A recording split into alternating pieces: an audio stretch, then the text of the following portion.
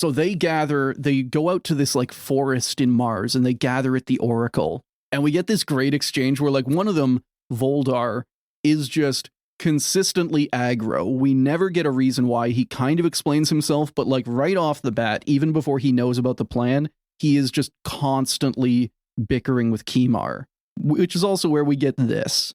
Must we always come crawling to that doddering old man? Cho-Cham is 800 years old. You can't dismiss the wisdom of centuries. I can. Dare to be I ignorant. love him so much, dude. Honestly, Voldar is my favorite character in this entire movie, dude. Voldar is a moron. Goon. He's just so fucking pig shit, dude. I love him so much, dude. Also because, you know, the listener's not going to actually like see this. He's kind of a sexy man, dude. He's fit, dude. He's got good definition. The mustache? Like, he definitely looks like he was like in the army for several years. Yeah, that mustache is something else. But the mustache that's like pasted onto his face. But he is the only person in this movie that gets hard ass lines. Sometimes they're completely stupid, like you just heard, where he's just like, hey man, maybe we shouldn't deny the wisdom of a man who has seen like countless centuries and knows all of this history. Fuck that. I don't learn from things.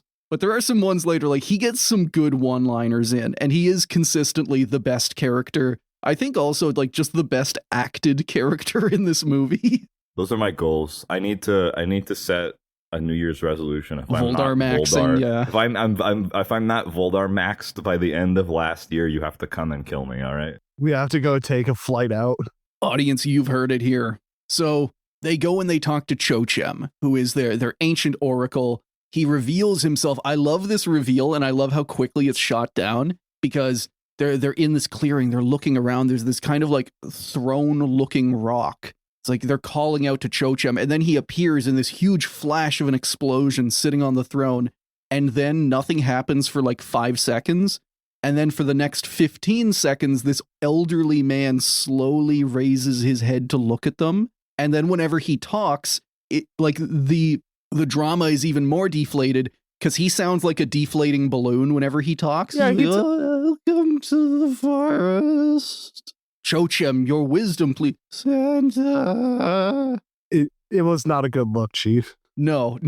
We get a couple of close-ups, and Cho-Cham looks his age, which is 800. Yeah, he was hitting the whiskey yesterday a little too hard. And they ask him, they relay this information. They're like, what can be done? All our kids are watching Earth Slop, and it's making them brain dead. Our kids are I don't understand this current generation of Martians. And he asked them like what time of year? Sorry, I got to do the voice right. What time of year is it? And they're like, the middle of September. Great that we kept that around. And then he clarifies, he's like, no, on Earth. They say, well, it's probably December-ish. And this clicks in his head. Cho-Cham is 800 years old. He has seen all of human development since, I guess, like the 1200s. So it's Christmas. He knows Christmas, and he knows that Christmas has always been celebrated that same way through his entire 800-year life. I need lore clarification. How long has Christmas as we know it existed? Can we get our Christmas lore experts in chat? I actually haven't checked that because I'm a hack and a fraud. I also love the idea that over the course of merely 800 years that Martian society has like so divorced itself from what was evidently once a normal process for them. Right. Of children being children and not being born man babies. You know what I'm saying? Like, like Mars has become shit during Cho-Cham's lifetime. Back in my day, he doesn't have all of like the weird greebling on his face. He is a normal green dude. They just haven't given him a hat yet. It's so topical and present for today, because I mean we can analog Earth Slop on TV to TikTok AI, brain rot, yeah. You know, like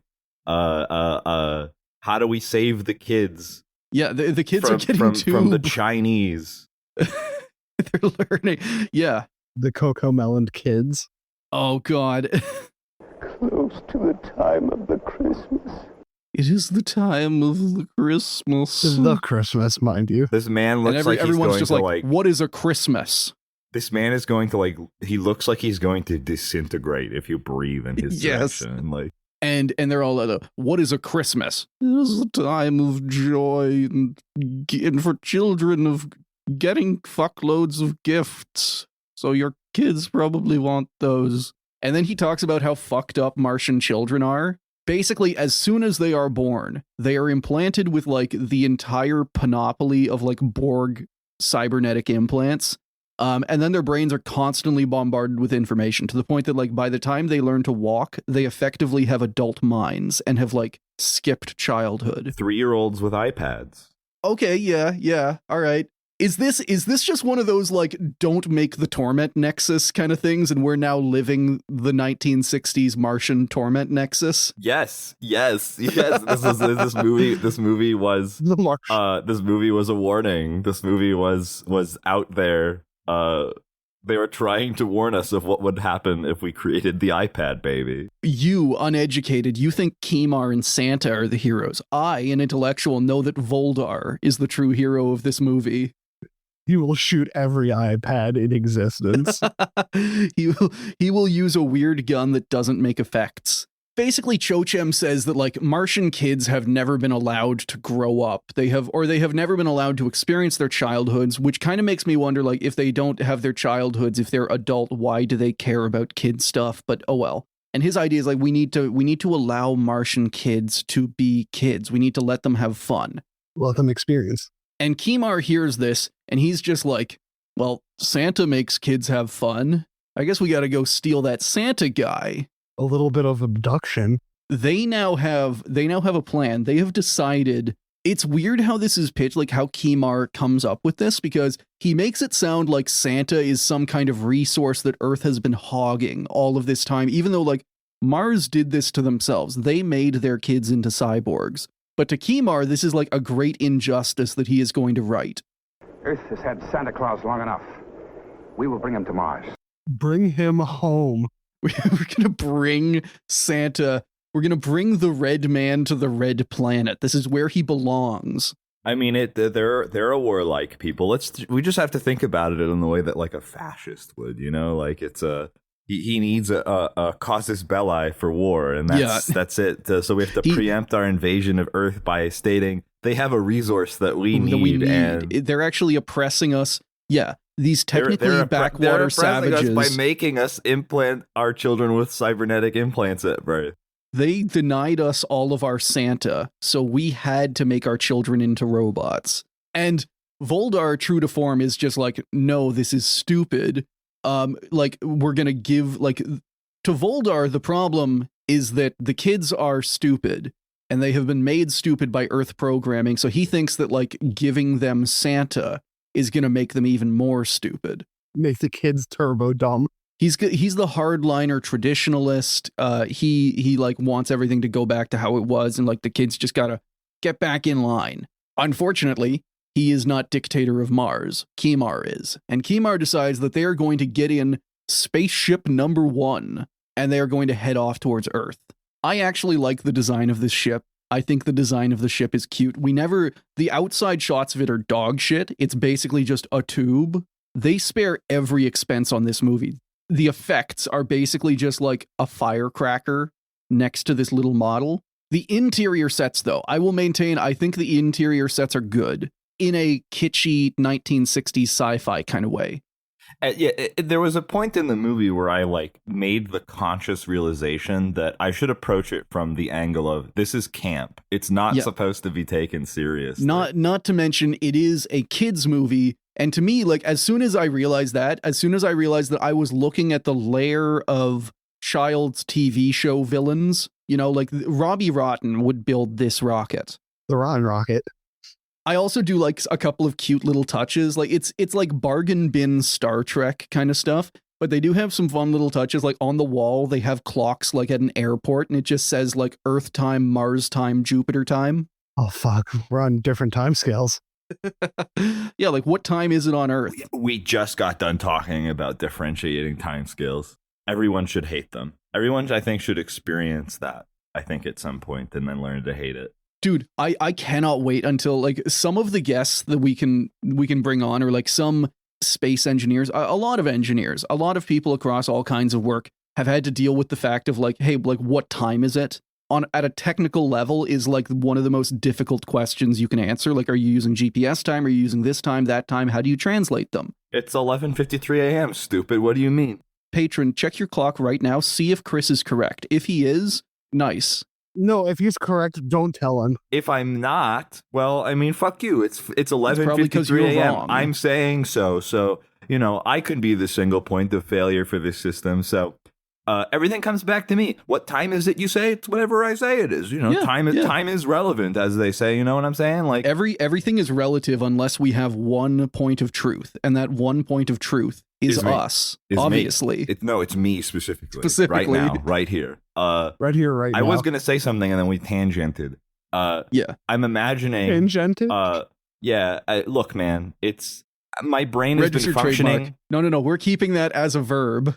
But I'm imagining like the cybernetically enhanced children that learn everything at a rapid pace have to learn the experiences of like it's like a universally hated thing, like time scale difficulties, right? Like, oh yeah, an infinite frustration for a beautiful mind that is educated and thinks about numbers all day, unlike me, who is not. But anyway.